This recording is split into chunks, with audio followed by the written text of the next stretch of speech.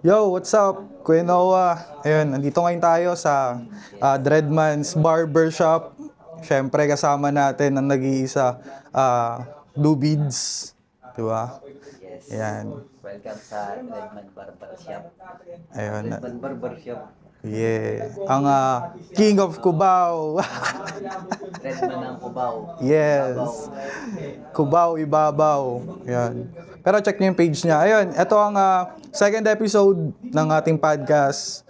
Yun, ako na naman ang dayo at dumayo ako dito sa Cubao para, syempre, magpaayos ng buhok at makausap natin, pag-usapan natin ang kultura ng dreadlocks. Syempre, pag-usapan din natin ang dreadlocks mismo.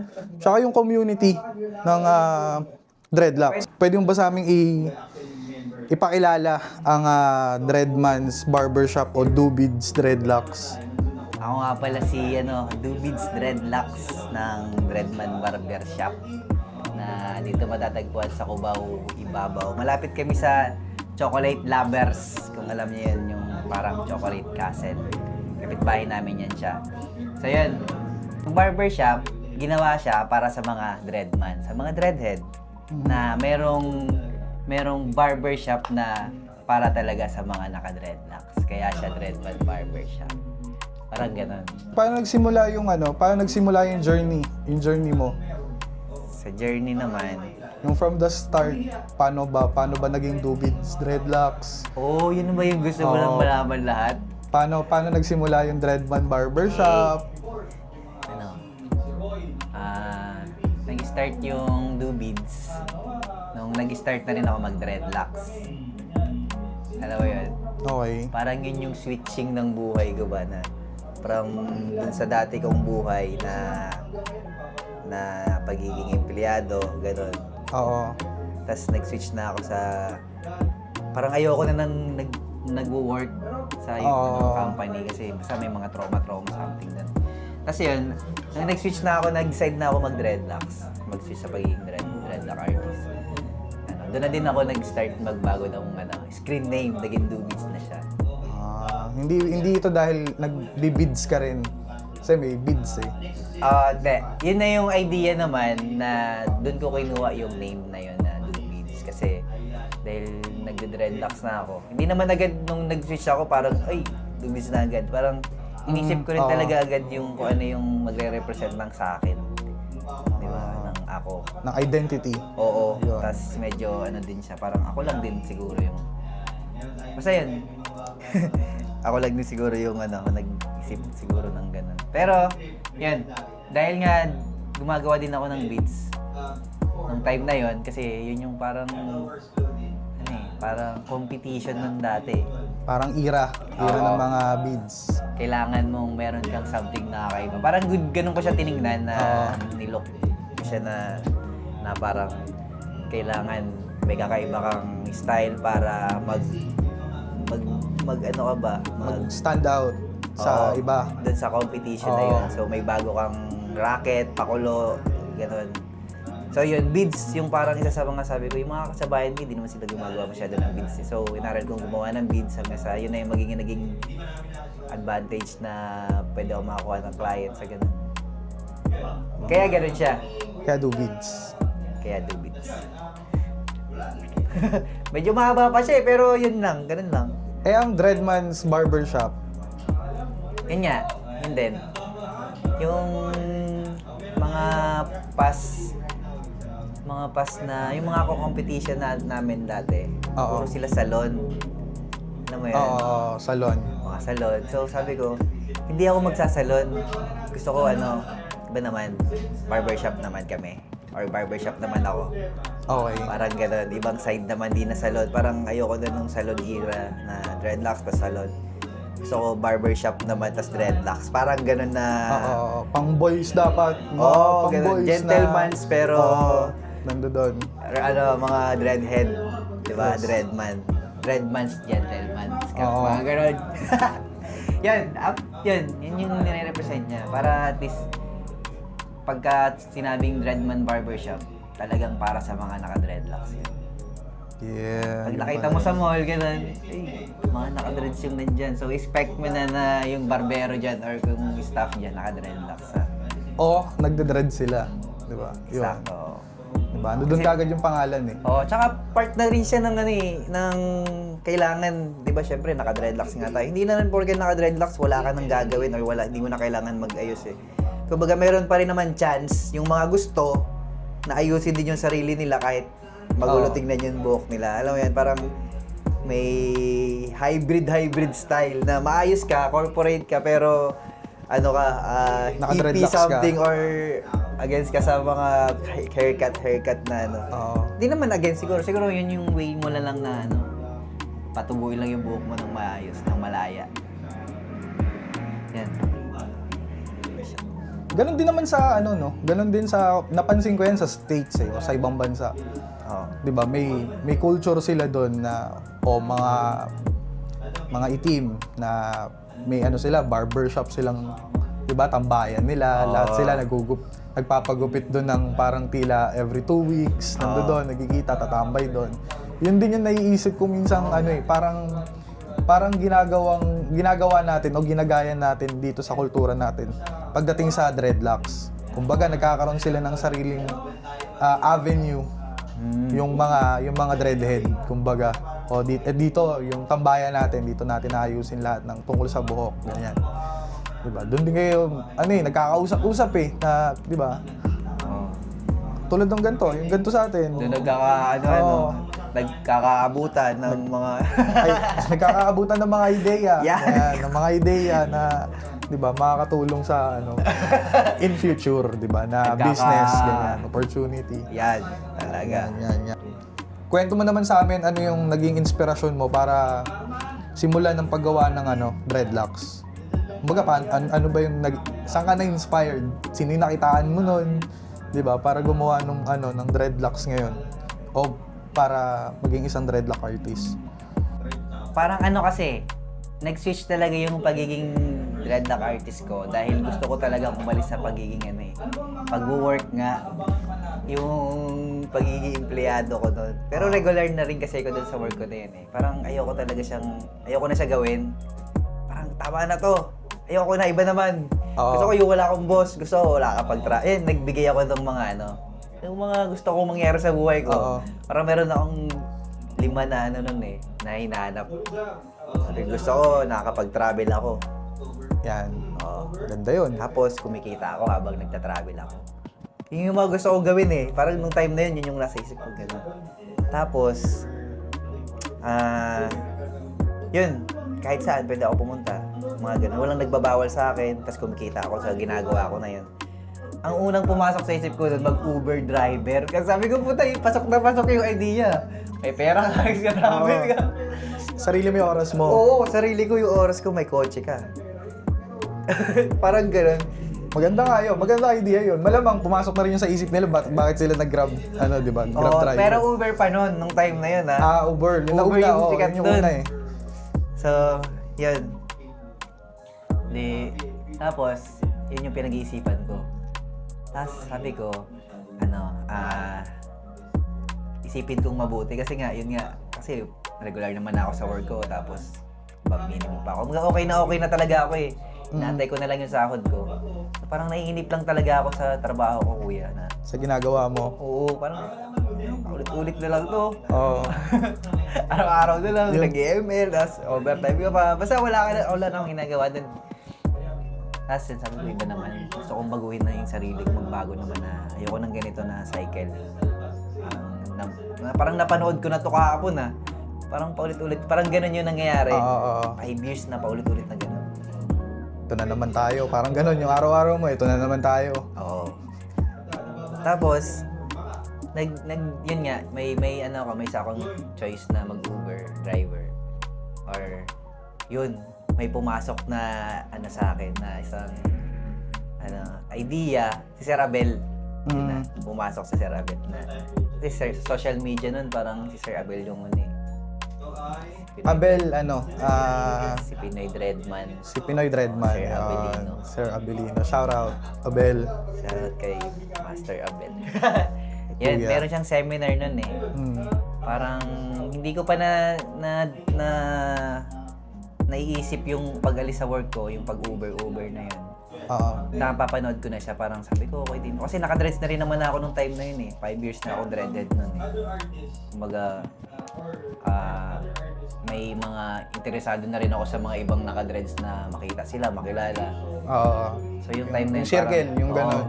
yung tribe talaga. Kasi sa 5 years ko nag-work dun, wala akong kilalang nagde-dreads or Nakatulad mo. nakadreadlocks. Oo, na ano ba, na yung tribe ko talaga, na gusto kasi, di ba nakadreads ako, tapos ako na yung nakadreads. Parang lost tribe ako na yung naiiba dun sa work ko. So sabi ko, kailangan makilala ko rin yung mga nakadreads. Ibang tribe naman, hindi yung sa work ko lang. Kasi nga, 5 years na kami magkakakilala eh. Oo. Parang alam mo, araw-araw na kayo nagmumurahan, araw-araw na kayo nagkukupan. Parang kabisado niya, wala na napipikon. Parang ikaw na lang nananawa magmura. Gusto mo ibang ano naman, Oo, ibang parang sabi ko, gusto ko maranasan. circle.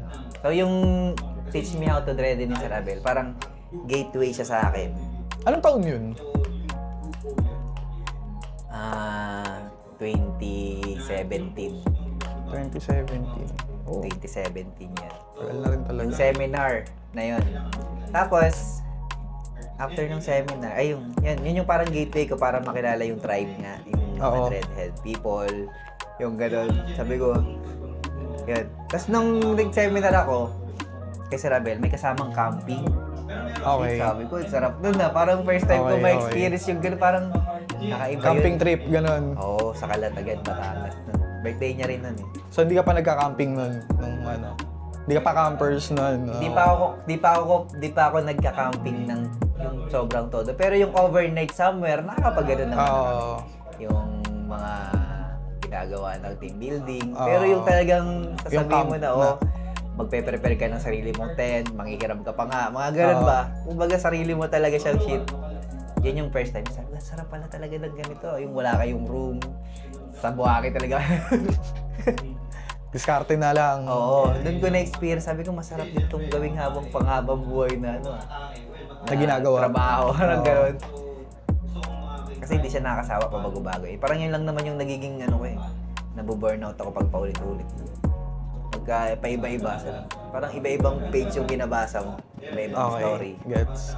So sabi ko, maganda rin tong ano. Ay, nung pumasok na ako doon sa Teach Me, yung nandun na ako sa mismo sa seminar na yun, parang doon ko mas naiintindihan yung pagde-dreadlocks. Parang sabi ko, okay din pala yung pagde-dreads ha. Parang lahat ng nandun, parang tinatrabaho talaga nila yung pagiging dreadlock artist. Nagkakapera sila, nag-home service sila sa ibang lugar, so nakakapunta sila sa ibang lugar. Kasi doon sa seminar, sa 3 days na camping na yun, may experience mo na doon lahat. Kung makikilala mo talaga yung tao, yung kapwa mo, makilala mo Oo. talaga. Yung sino yung dreadlock artist doon, sa dito, sa ganyan. Parang meet and greet talaga siya. Tapos yung story niya behind kung ano yung mga journey niya sa pagdi-dreads, ano yung mga Oo. experience niya doon. More on masaya naman yung pagta-travel. Nakasikaso daw sila, tapos iba tao na. Sabi ko, yun yung parang exciting na part na gusto ko ma-experience ba. Mag-travel. Yung mga sinadjust ko, parang gusto ko mag-travel, mag-ganyan. Nandun lahat eh. Oo. Kumbaga nandun sa dalawang binigay sa akin na Para din siyang tattoo artist. Ganon. Oo. Yung tattoo artist, pupunta-punta yan sa mga bahay-bahay eh. Oo. Same idea nung sa dreadlocks na kayo mismo, pupuntahan niyo yung bahay. Siyempre, mapapadayo ka, ganon. So, si Kuya Abel ang, kumbaga may kasalanan kung bakit merong na-inspired na do Oo, beats. siya yung gateway ba? Siguro, kung hindi niya time, okay lang din. Parang papasok din ako sa ibang gate. Pero ganun pa rin siguro yung ma-attract ko na area. Pero si Sir Abel talaga yung nandun eh. Kumbaga siya yung inalign ba? Pacing din ang buhay ni Sir Abel. Parang sobrang din. Kakaiba din. Yun. After nun, parang yung istorya ba nila? Oo. Yung istorya nila dun sa habang nandun kami sa camp, sa 3 days camp. Oo. Siyempre, na makakalubilo mo din yung mga ibang naunang artist. Sila, magja-shoutout ako. Shoutout kila Kuya Jalex sa One Dreadlocks. Shout out. Yan, sila yung mga nauna. Marami pang nauna sa kanila. May mga nauna-una. Basta di ko na alam. Di ko na kilala, saka di ko na din balak masyadong kilalaan. Mga, ano yun, mga antigo. Kung makikilala ko man sila, yun, shoutout sa inyo. Maraming salamat. Kung mag-a-align man ba tayo, di okay din. Yun, pwede rin kayo dito sa yung mga naunang, yung mga matatagal na dreadman. Oo. Pwede nating i-feature dito sa barbershop kung gusto nyo talaga. Yun, no? Nating ayus-ayusan. Tas, yun. Tayo dito. Yun. Pag gusto nyo ng dreadlocks. After ko nung nakilala ko yun sila, sabi ko maganda pala yung parang yung trabaho ng pagiging dreadhead.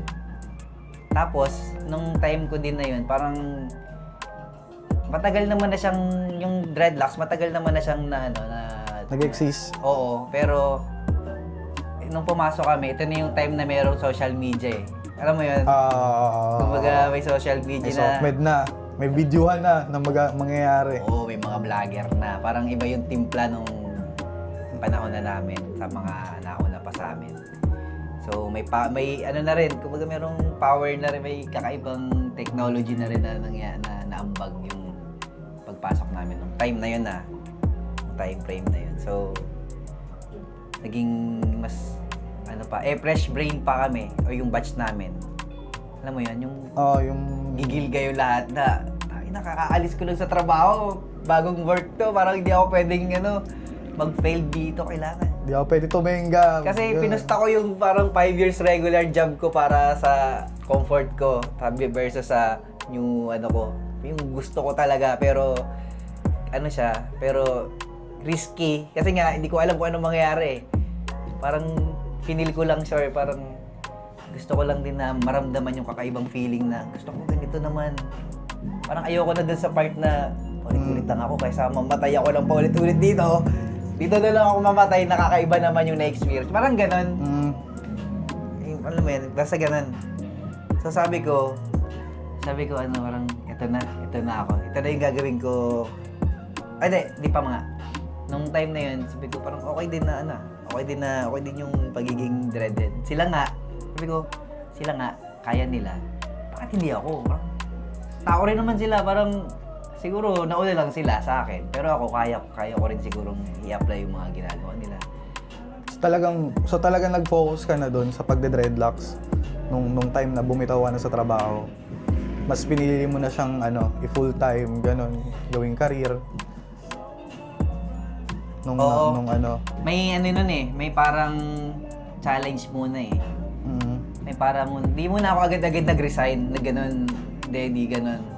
Parang pinag-aralan ko muna siya. Parang nagkaroon ako parang sabi ko, kailangan ko ng matinding hook ba? Para talagang mo ako. Parang sabi ko dun sa job na yun, sa pagiging dreadlocks, tapos sa job ko before, parang kailangan mo akong ialis dito ng parang gusto ko mangyari. Kailangan may something na mangyari para mapapayag mo ako na ituloy talaga yon yung gagawin ko. Parang dapat parang sinasabi ko doon, bigyan mo ako ng malaking pagbabago sa buhay ko para ituloy ko talaga to. Gagawin ko. Pagbabago galing dun sa ginagawa mong pagde-dreadlocks. One time, eto na, dahil gumagawa nga ako ng beads. Okay. May umorder sa akin ng beads. Yan, gano'n ka lang. Gumagawa ako ng beads. Dahil gumagawa nga ako ng beads, may umorder sa akin ng beads. Taga Pangasinan, kuya. Nakwento ko na ba sa'yo? Hindi. First time ba to? Oo. Okay. May nag-order sa akin na taga Pangasinan. Si Von. Von pangalan niya. Si Von. Hindi ako nagkakamali. Tapos, doon na ako parang nagkaroon ng idea na, uy, pwede pala ako magbenta ng sa online. Parang may magtitiwala pala sa online ng gano'n na klaseng item na beads. So, okay din. Palawan Express pa nga nun eh. Kailangan mag-send ka ng resibo eh. Ganun eh. Tapos yung number, reference number. Ganun. Sabi ko, okay pala. Chiniga ko yun. Ganun. Tapos after nun, may napadala ko. Napadala niya sa akin yung pera. Sabi ko, okay, goods yung transaction namin. Isang beses, ano siya, sabi ko sa kanya, send siya ng picture para magawin ko siyang model ba. Nag-send siya ng picture. Pag-send niya, yung buhok ko medyo magulo na, nagre-repair ka ba ng dread? Sabi ko, ito na yung chance ko. Ayan na, parang gano'n. Ito na. Sabi ko, oo. Grinab mo agad, syempre. Oo, syempre. Tapos, nagtanong-tanong ako dun sa mga co-artist ko, mga ka-colleague ko na, anong style pagka home service, ganyan-ganyan. Di, hiningian ko na yun siya ng, sabi sa akin, ako ng down payment. Yun na yung parang start ng, pag ganun mo, pag home service mo. Oo, dun nag-start. Medyo pa nga yun eh, sobrang lipit nga nung mga nangyari nun, kuya eh. Kasi, durin mo, yung home service namin sa Pangasinan na yun, nakarating pa kami ng malayo. Nakarating kami ng Ilocos. So, parang ibang ship ba siya? Nag-shift yung ko, yung mundo ko sa, sabi ko, may ganito pala na mangyayari sa akin. Tapos after nun, ano na yung sumunod mong dreads? Yung sumunod kong dreads, di ko na matandaan eh. Kung ano yung nangyari sa mga memorable lang talaga yung first, which is yung Bon. Oo, yun yung kasi, yung story na yun ba, hindi siya isang araw lang eh. Parang 7 days yata siya kung hindi ako nagkakamali. Matagal yun eh. Nag-Ilocos pa kami, no? Nagpunta pa kami ng ibang lugar. So, pero magkakadugtong, no? Oo. To make the story short, kuya, yun na. Eh sa ginagawa mong to, yung pagde-dreadlocks, ano yung parang pinakamahirap na part? Ano yung pinakamahirap na part sa pagde-dreadlocks, sa buhay dreadlock artist, ganun? Mahirap naman lahat eh. Oo. Kumbaga, nagiging madali na lang siya kung pagkabisado mo na siya. Yun na lang siguro yung masasagot ko sa tanong mo, kuya. Oo, kasi kabisado mo na yung ginagawa mo, inulit-ulit mo lang na yung iba-ibang ulo nga lang, di ba? Iba't ibang tao. Oo. Iba-ibang din, problem ng situation, yung teknikalan, yung iba mas magulo, or kabila lang yung magulo, yung mga ganun. Nakarinig ka na ba ng yung mga feedback galing sa client? May mga feedback ba silang anong pinaka maganda mong narinig na feedback? Na hanggang ngayon siguro dapat nag-e-exist siya, yung taong yun. Wala pa eh. Magbigay ka nga. Hindi, customer na yung hanggang ngayon kasama mo pa rin sa journey. Ikaw? Yung dreadlocks niya. Ikaw? Sa bagay ako, oo. Ikaw, magbigay ka ng feedback. Diba? Hindi, kaya nga umulit-ulit dito, diba? Siyempre magaling yung yung dreadlock artist. Yun talaga. Talaga. Kaya nga pupunta rito, diba? Kaya bumabalik, siyempre. Talaga. Hindi, tsaka yung tiwala kasi. Yung tiwala na nasa maayos na kamay ang aking ulo. Siyempre, ulo ko yan, di ba? Yan talaga yung authentic na feedback. Diba? Ayun. Face-to-face feedback. On the spot. On the spot. Pero yun, sa mga nakikinig o nanonood sa atin ngayon na nagbabalak magpa-dreads, sabihin mo ano yung iba't ibang service na kayang gawin ng Dreadman's Barbershop. Okay, sige. Sa barbershop, dito pwede kami retouch. Ito, yung pinapasok yung mga regrowth. Dinidreads pa rin yung regrowth. Kasi may mga types na itong regrowth, hindi na talaga siya, nagwa-wild siya ba? Kasi nga, natural siya. So, yun. Retouch. Deep cleanse. Nagdi-deep cleanse din kami. Yung tatagalin yung mga residue dito sa loob. Mababad sa mga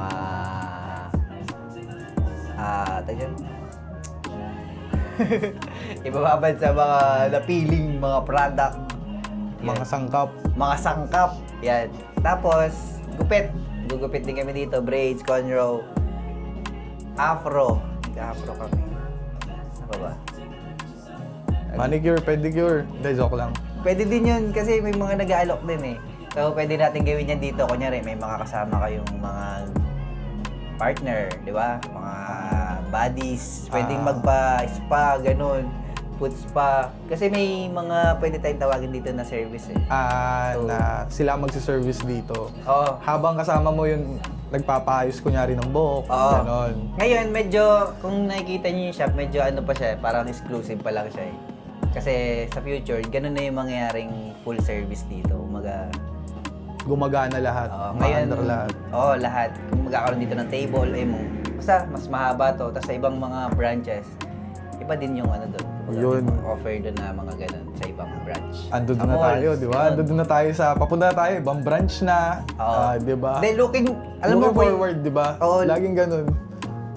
kaya din kailangan humaba din ang buhay ko eh. Para kasi syempre hindi naman lahat ng goal madali. Kumaga kailangan ng mas Hindi, ang dami din kasing, ang dami nating gusto, di ba? Nasa ganun eh, ang dami nating gustong gawin na naiisip na gusto nating, dapat mangyari to minsan dapat kasi ganun. may yung mga ano eh, parang minsan sa sobrang nagiging reality ba nagiging realistic ng goal mo, matatansya mo na siya kung gano'n mo siya katagal ma-achieve.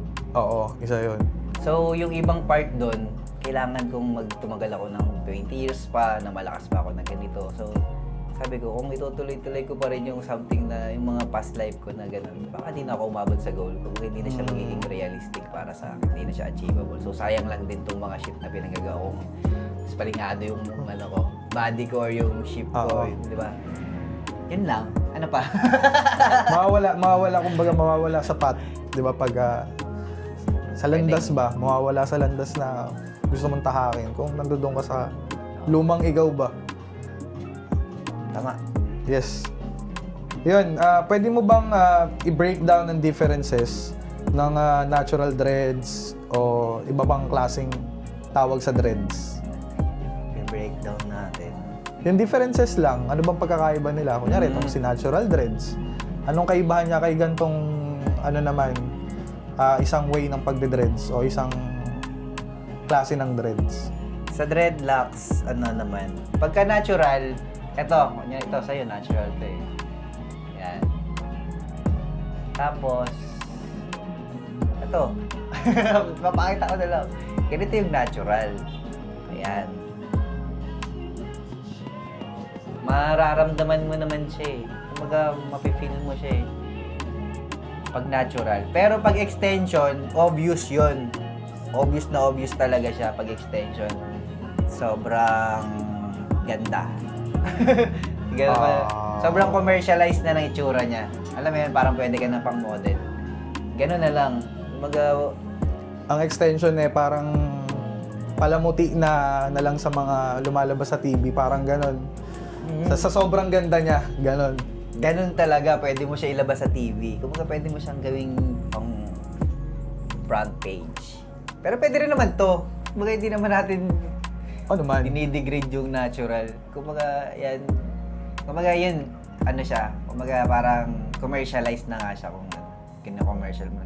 Kailangan maayos na maayos, sobrang ayos. Kahit maaari, kailangan perfectan mo. Sa natural naman, parang yung pagiging imperfect niya, yun yung pinakamaganda sa kanya. Pinakamagandang form na magagawa niya. Oo. Kumpara dun sa extension. Free siya pag natural. So marami pa rin naman klaseng kumbaga category yung natural eh. Oo. Lalo yung freeform. Oo, iba pang way naman kategory yun eh. Ibang kategory pa yung freeform.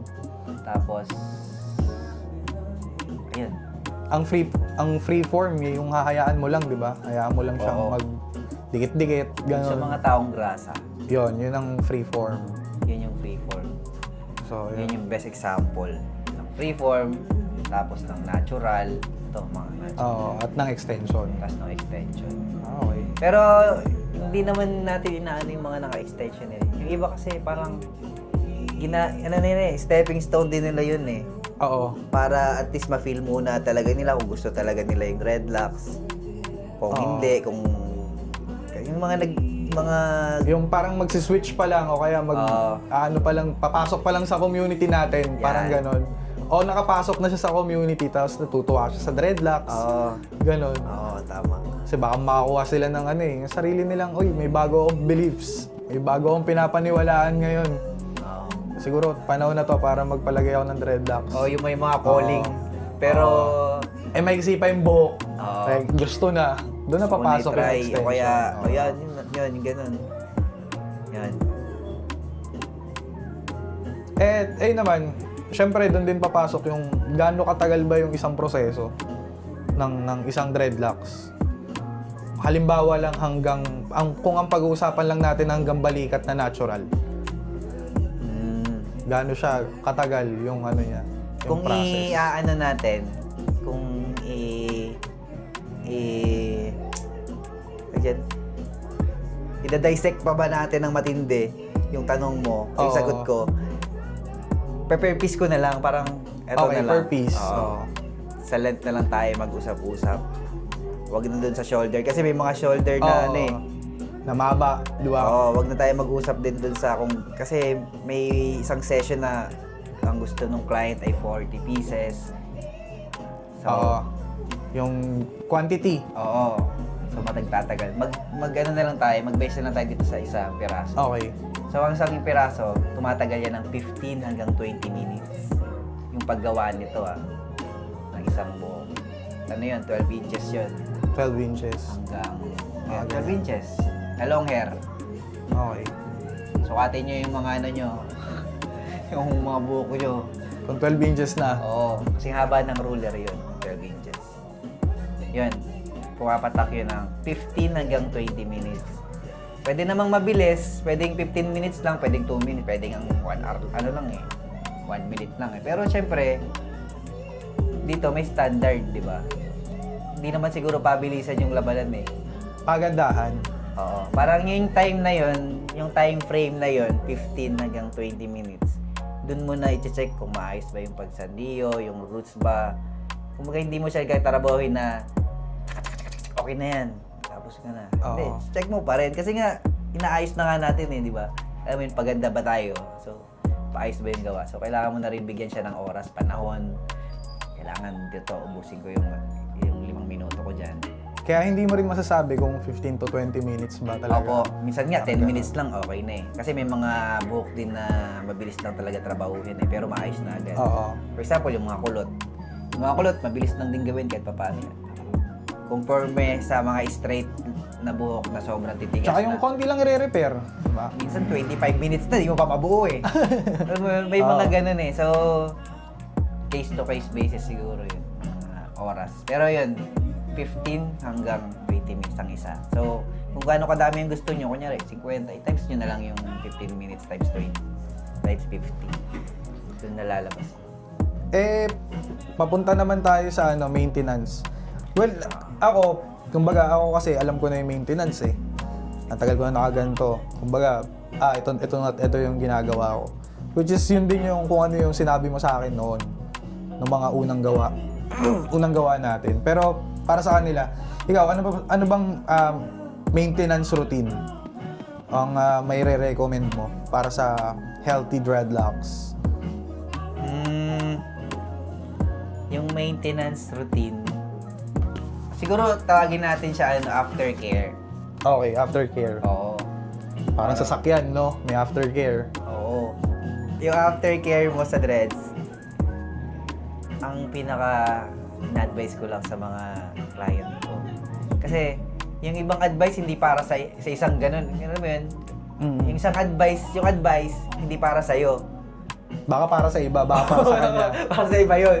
Oo. Hindi siya applicable para sa iyo. Oo. So, i-general ko na lang yung advice nung For healthy dreadlocks. ng aftercare. Oh, aftercare. Oo. Ang sinasabi ko lang lagi, ang pinaka-aftercare mo lang dito ay matuyo siya bago mo ulit siya basahin. Yun. Ikaw na bahala kung ano shampoo gagamitin mo. Bahala ka na dun. Nasa iyo na yun. Basang pagbabasa, pagkatapos ng basa. Tama ba? Kailangan Ang pagbabasa, pagkatapos matuyo. Yan. Yan. Hindi ng Baka pagbabasa. malito pa kayo dun. Yan, malinaw na yun. Pag tuyo na yung buhok mo, pwede mo na ulit basahin. Oo, kailangan matuyo muna siya. Oo. Ganun. Tapos, yun yung wake, yun naman yung sagot dun sa tanong kung kailan mo na siya dapat basahin. Alam mo yun? Okay. Ikaw kasi makakalam nun eh, okay na. Diba? Oo. Yun yung aftercare na mga nakapaloob doon. Kung paano mo siya babasahin, ano yung unahin mo. Yung pagsuot pa nga ng damit mo hindi mo pa alam sa umpisa kung paano mo gagawin gagawin mo lang naman yun. Basta may mga ganun. Diba, gaganon mo lang naman talaga eh. Tsaka mo hawiin yung buhok mo. May nagtatanong din syempre. So sabi ko, kailangan din talaga. Oo, patience dun Oo. sa nagtatanong, sa mga nag-i-inquire. Yan. Pero ano naman yung mga common mistake para dun sa mga newbie na dreadlock artist? Siyempre, malalaman din natin yan as mga pro na o masasabi mong matagal na dun sa larangan. Sa mga newbies, ano ba yung mga common mistakes nila na madalas nilang nagagawa? Na hindi naman pala siya dapat gawin. Diba? Mga ways Sa nila. Sa aftercare din. Yung Hindi, mga in general, anong madalas na kamalian ng newbie? sinashampoo nila, binabasahan nila lagi. Pero hindi naman laging hindi siya laging in parang sa isang side. Parang madalas nilang ginagawa ganito. Yung iba, ang dami mag-shampoo. Okay. Marami silang mag-shampoo para malinis daw. Hindi naman dapat. Yung shampoo nga maraming residue yun yung dreads natin prone siya sa residue. So, pag marami kang mag-shampoo, Magiging maraming residue. oo. Magiging residue lang yung ano doon. Iba. Oo. Hindi ko alam kung bakit marami siya mag-shampoo. Para mabango daw. Mabango. Oo, ganun. Okay din yun. Pero, pagbabasa ng dreadlocks kahit hindi pa siya natutuyo. Isa yun sa mali. Oo. Yung, oras ko na, alas 7 na, magbabasa na ako ng dreads. Kahit di pa tutuyo kasi may lakad ako Tapos magsha-shampoo na lang ako ng marami para mabango. Ang dami ng mali nun Ang dami na niyang maling nilabag. Doon pa lang, no? May kailangan ba na, may kailangan bang mga products o kailangan gamitin? Yung Alam mo, lahat talaga kasi ng ilalagay mo sa dread sa buhok mo, kailangan mo din siyang alisin. okay. Kahit ano pa siya, kahit shampoo lang siya, kailangan mo siyang alisin. Kaya yun talaga yung natural way Ang pinaka-natural way nga, dapat di mo na nga basaan Hindi mo na siya shampooin para wala talaga siyang residue na pumasok Tubig na lang. Tubig na lang. Kasi yun naman din talaga dapat, natural way nga yung gusto mong way So, di ba? Hindi ko ka na maggamit ng shampoo, tubig na lang. Sa bagay, yun din naman. Wala naman shampoo dati. Noon pa, di ba? Pero may mga naka-dreadlocks. Kaya nga, ang dami nating nagkakaroon ng komplikasyon sa skin Kasi dahil din dun sa product na ginagamit natin. Sila yung nakakatulong para maging in balance yung natatanggal yung sobrang oil, na dapat merong oil. May percentage ng oil dapat ang ulo May mga ganun. Kung ididip pa natin yung usapan, sobrang sa dermatologist na siguro yun. Doon napapasok yun sa mga derma. So, wala pa tayo sa ganun, pero sana ganun din. Yan. Pero ang alam ko, may product ka, di ba, na Meron sarili akong mo. product na binibenta sa mga pang-aftercare. Yung tinatag namin Dread Care, your dreadlocks aftercare. Yeah! Ma-order siya sa Orange Store. Tapos, sa Dreadlock Store ang name ng page namin doon. Hanapin nyo. Doon siya pwedeng orderin. Pati yung mga panggansilyo, mga panali, beads, mga pang solution. Basta anything na tungkol sa dreads. Meron din doon mga product, bonnet, ganun. Sa Dreadlock Store. Makikita nyo sa page namin yun. Send ko rin yung link dyan sa comment section pa. Yan. Lalagay na lang yung link para hindi na kayo maligaw. Dread Care, ginagamit yun pang aftercare. Pagka, kunyari, ikaw nag-dry yung dreads mo, kailangan i-moisturize. Pang-moisturize yun. Pang-moisturize din ng scalp. Dalawang klase kasi yun. Merong serum, tapos merong spray. So, yun yung kailangan yung yun yung check out nyo kung ano yung mas uubra sa inyo. Para Hindi more on residue ba yung ginagamit natin, more on shampoo. Ganun. Kasi papahit-pahit lang naman yan siya eh. Dread care. Or dreadlocks after care. Yeah. Na-promote pa. Na-promote pa nga eh. Na-promote pa. Meron ka bang nakakatuwang experience sa pagde-dreadlocks? Ito, ginagawa natin. Nakakatuwa na to ah. Hindi, yung unexpected mo na, ganon. Yung unexpected na naranasan mo. Lahat naman eh. Parang wala naman akong ine-expect eh. Oo. Na mangyari something na ganito. So lahat parang... Lahat unexpected. Oo. Parang hayaan mo siyang mangyari the way na kung ano siya. Kung may magbukas, kung may mabangga dyan, or wag naman sana, kung may madulas. Mga ganun. Hayaan mo kung wala kang ine-expect na something. Pero pinakamasaya siguro nangyari nung ano, yung may birthday lagi sa shop. Parang ganun. Yung mga birthday party nito, pag dito mo gaganapin yung birthday mo. Lagi may parties. Oo.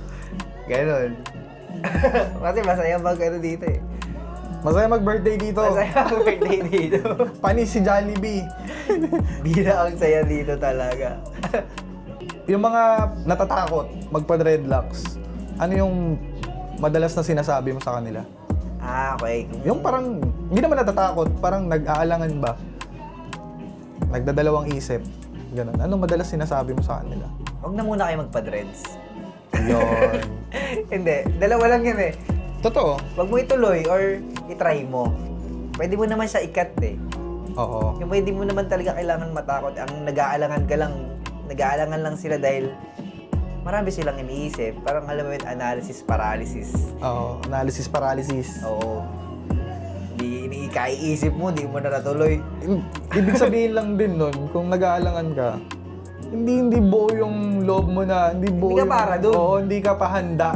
Kaya ka nga hindi ka naka-dreads ngayon eh. Oo, hindi ka pa handa para pasukin yung ganong Oo. mundo. Ganun. Kaya hindi siya naka-dreads ngayon kasi Oo. hindi siya handa. Nag-alangan siya eh. Pag gusto mo mag-dreads, dapat committed ka eh na naka-dreads ka na eh. Yun din yung maganda, pwede mo siyang i-cut. Yun lang din yung parang isang chance na choice na pwede nating sabihin na pwede kong i-cut to or pwedeng alisin to ng kahit sinong tao sa akin. Pero, tutubo at tutubo to. Parang ganun. Oo. Alam mo yan? May buhok pa rin. May tutubo na buhok. Yun nga lang din, para sa akin, nagsiserve din siya as history ba ng buhay mo. Oo. Ng journey, ng buhay mo. Natin.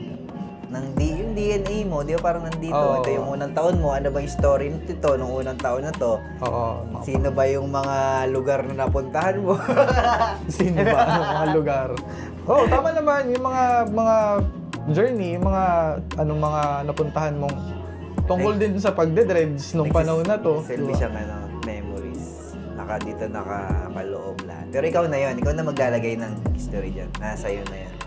Oo, syempre. Ikaw ang character ng buhay mo, ng game mo. Ikaw yun. Opo, ikaw yun. Tama po. Pero yun, medyo seryoso. Anong cultural or at artistic value ng dreadlocks para sa'yo? Ano ba? Cultural Ano value. yung sabi ng cultural value? Kultura at itself ganun. ng dreadlocks para sa'yo. May ka ba? May mga maganda ka ba rin isasagot dyan? Or may naisip ka rin yan na dyan? Yung art, yung kung cultural value niya. Oo, kasi di lang din naman ako kayang sumagot yan eh. Kahit ikaw eh, kaya mo sagutin yun. Hindi, para marinig nila yung sagot mo. Wala pa ako masyado hindi. Ikaw nga, magbigay ka nga. Katulad siguro ng yung cultural value ng music. Kaya siguro nagpa-dreadlocks ka o na humaling ka sa dreadlocks, isa doon yung music. Natripan mo si Bob Marley. Oy. Natripan mo yung music niya. Dati kang rockers, biglang one day narinig mo to. Naisip mo, ay tana, maganda yung mga pinagsasabi niyo. Okay sa akin yung sinasabi niya, yung binibigay niya message dun sa kanta. So, mahuhumaling ka sa kanya, tapos lagi mo nang pinapakinggan. Hanggang sa darating ka na sa point na magpapa-dreadlocks din ako. Tapos yayakapin ko na yung kung ano yung values na, yung alam mo yun, nung taong to, ganun, yung beliefs niya parang gusto ko rin paniwalaan yun. Parang ganun. Kung cultural yung pag-uusapan, marami siya eh. Iba't ibang culture eh. Pwedeng dahil lang sa culture ng negro, 'di ba? Ng bansa mismo, hindi na tao. 'Di ba? Baka nakapunta ka sa bansang 'yon o may nakilala kang mabuting taong nakaganon. Pwedeng baka na ano ka doon, 'di ba? Na-attract yung energy mo ng ganon kaya sinundan mo yung kultura nila, which is mapupunta ulit sa buhok. Kasi yun lang yung pwede mong gawin sa sarili mo na para ma-incorporate mo yung ano eh, yung culture nila para sa iyo eh. 'Di ba? Ewan ko, tama ba yung nasagot ko? Pero yun, kung pagbabasihan sa akin, parang ganun. Siguro sa ganun, hindi ko kaya sagutin yun eh. Ano na lang siguro, yung natural culture na lang ng way ng buhok ba. Kasi kaya ko lang naman to ginawa yung pag-dreads sa sarili, yung kaya ko gustong naka-dreads. Kasi yung buhok ko kulot. Oo. Hindi dahil idol ko si Bob Marley, hindi dahil narinig ko yung Lion and the Scout, or narinig ko si Jake Pilpil. Oo. Parang kasama na yun eh, nung journey na pag nandun ka na sa Dreadhead, pagiging Dreadhead eh. Parang sila na yung mag-welcome sa'yo yung mga music na yun eh. Oo. Gets. Yan yung parang, ko naman yung naging ko sa sarili ko ba. Tapos yun, sabi ko, kailangan kong naka-dreads kasi ayoko na rin nagsusuklay eh. Ayoko na rin nagpapagupit. Yung daily routine mo, gusto mo maiba yung buhok ko, ayoko nang galawin, ganyan, ayoko nang hanggang sa magsuklay, point na dumating na siya sa nagbubuo na yung buhok ko, nagiging dreadlocks na talaga. Tapos hanggang sa point na nakakilala ko nagde-dreadlocks. Oo. Na naka-dreadlocks, tapos tinanong ko siya nagpa-dreadlocks, nagpa-dreadlocks na ako doon. Hanggang sa yun, naiintindihan ko na rin yung ibang culture. Pero sabi ko sa kanila, sabi ko na meron palang ganitong, hindi naman naiintindihan yung ibang part sa ibang bansa. Pero dito sa Pilipinas, parang na-welcome ako ng culture ng mga naka-dreads. Sa Laguna, to be exact, yun. Nakilala ko sila doon. Sabi ko, okay din pala yung mga naka-dreads. Parang may sarili silang, tribe na welcome ka doon.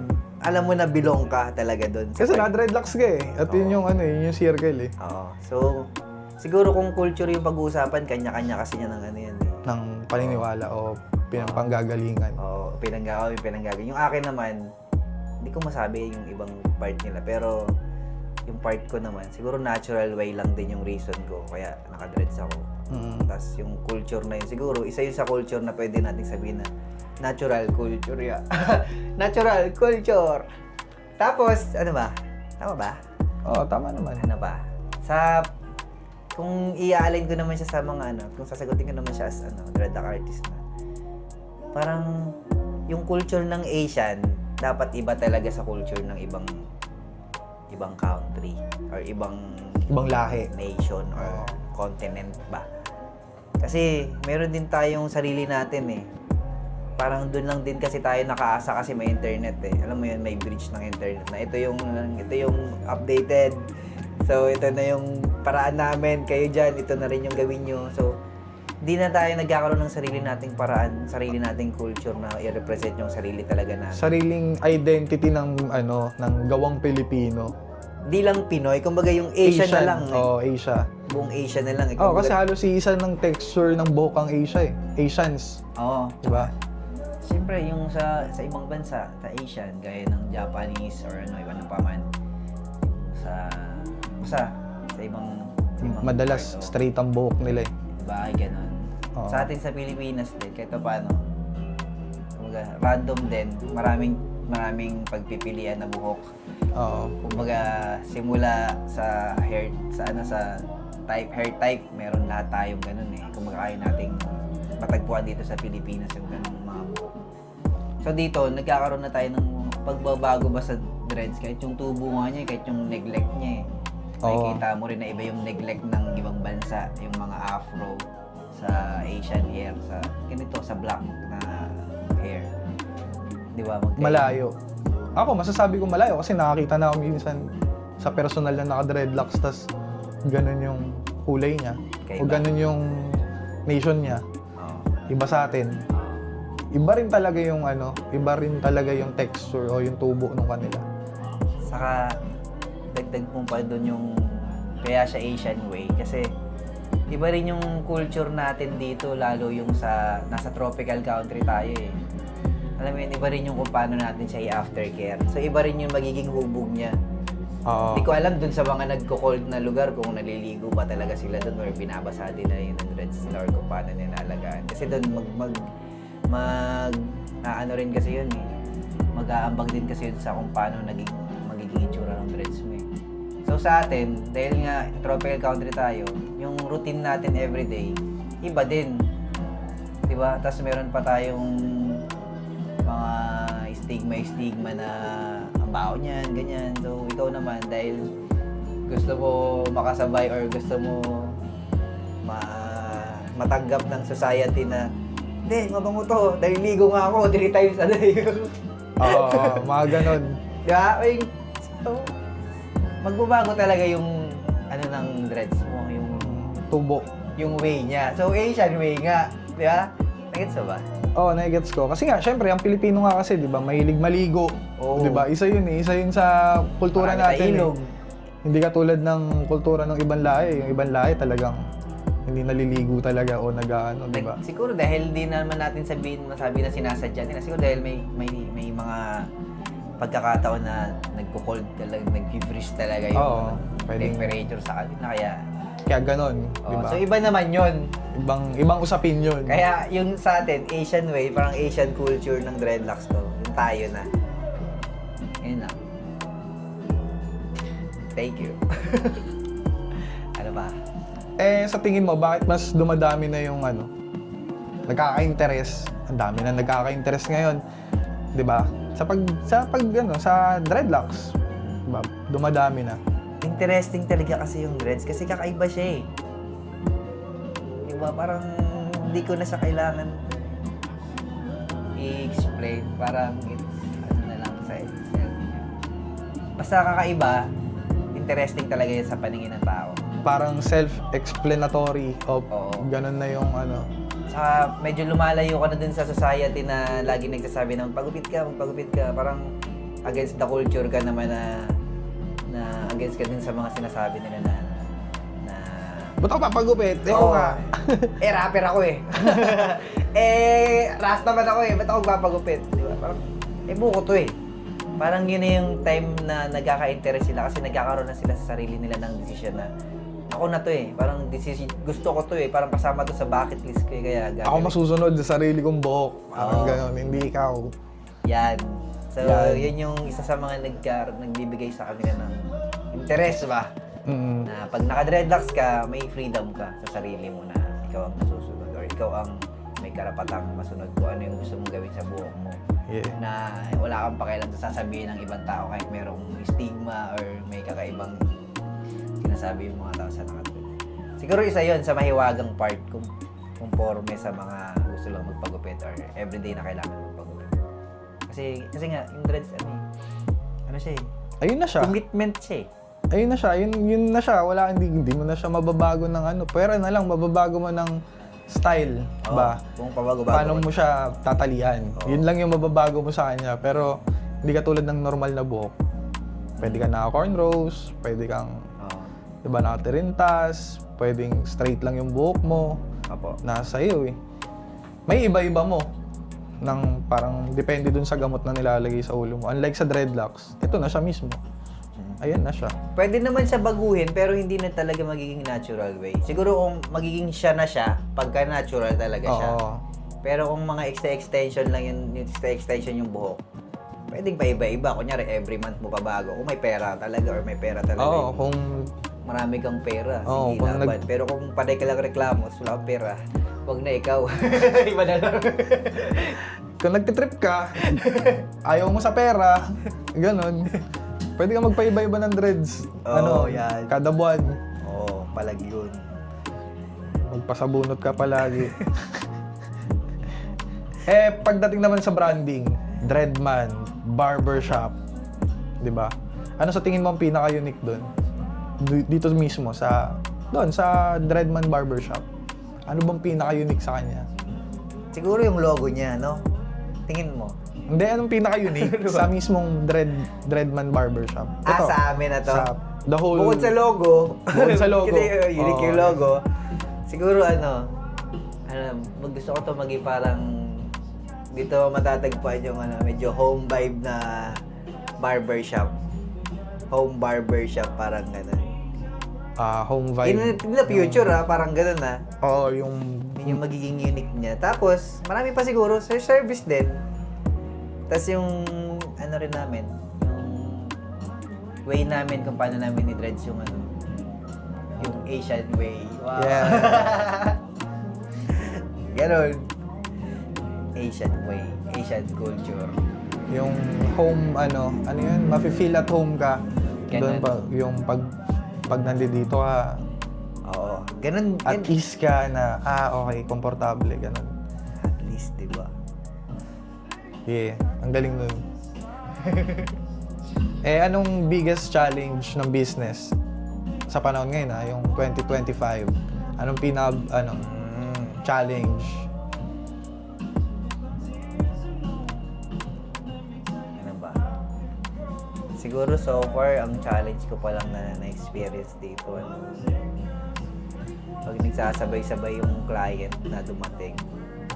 Kasi nga, mag-isa pa lang ako Yung parang pagka nagsasabay na yung schedule ko sa campers tapos sa magde-dreads. Yun yung medyo challenge sa akin. Sa akin o sa barbershop. Hindi. Sa business, Ganun din naman sa Parehas din naman Kasi business mo parehas pag wala ako dito, walang business Oo. Parang ganun. So yun, binifigure out. Napifigure out naman na yun. May mga kasama naman ako dito So yun pa lang yung challenge sa akin ngayon. Sa ngayon yung tanong Oo.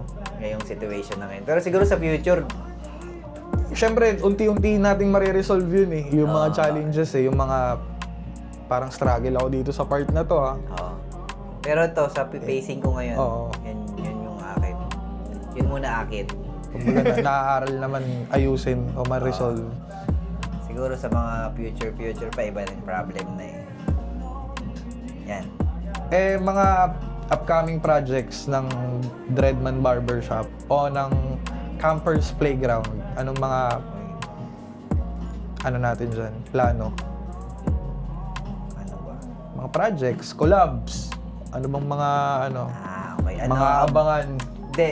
Maganda niyan, abangan nyo na lang din talaga.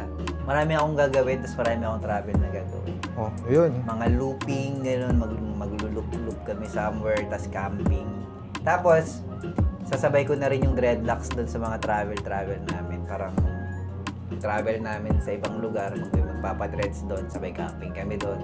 Tapos ikot na naman kami sa ibang lugar, camping, tas dreadlocks. Camping, dreadlocks, paikot-ikot sa ibang lugar sa Pilipinas. Mag-iikot talaga. Oo. Yun.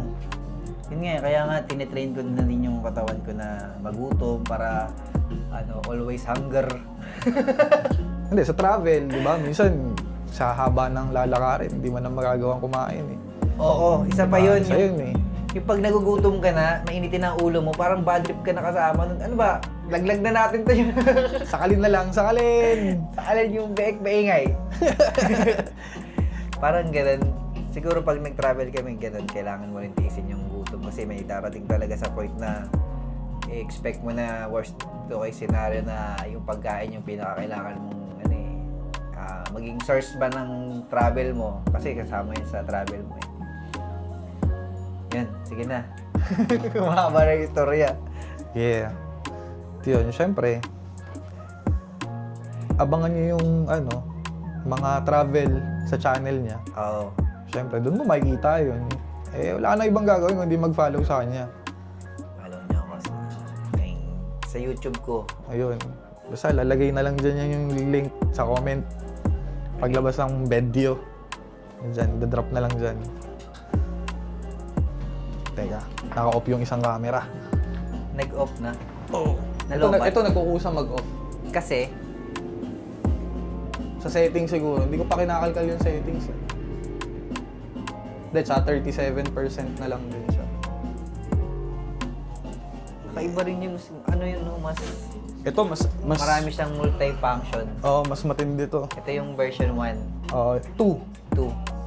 Ito yung 3, Pocket 3. DJI Pocket 3.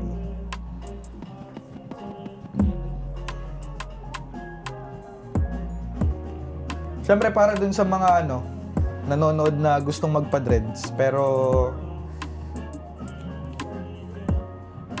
yung mga gustong magpa-dreads na paano ba hindi, nasagot mo na pala to. Yung mga nag-hesitant, 'di ba?